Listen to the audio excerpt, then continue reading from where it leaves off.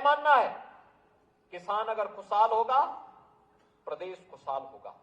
उत्तर प्रदेश जैसे राज्य में जहां पर धरती अत्यंत उर्वरा है, जल संसाधन प्रचुर मात्रा में है, देश के अंदर 16% आबादी, लेकिन 16% आबादी में 11% हमारी एग्रीकल्चर से जुड़ी हुई लैंड है, और देश की कुल कृषि से जुड़ी हुई भूमि में से 11% लैंड होने के बावजूद हम 22% से अधिक खाद्यान्न का उत्पादन अकेले उत्तर प्रदेश से करते हैं। ये हमारी उर्वरता को, यहाँ की उर्वरता को प्रदर्शित करता है।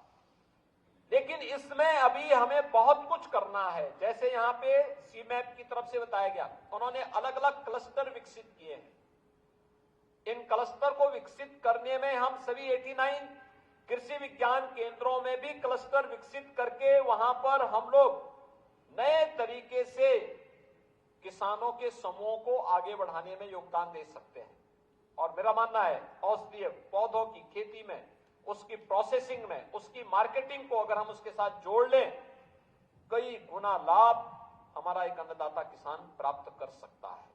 परंपरागत खेती में अगर 1 एकड़ में एक वर्ष में वह 20 से 25 हजार रुपए कमा रहा है, तो औषधीय पौधों की खेती में वही किसान 1.25 लाख से लेकर 1.5 लाख रुपया 1 एकड़ खेती में कमा सकता है।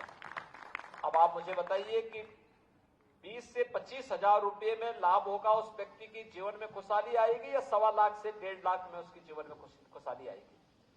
यानी स्वतः ही हम जान सकते हैं कि हम कई गुना उसको उसकी आमदनी बढ़ाने में योगदान दिया जा सकता है।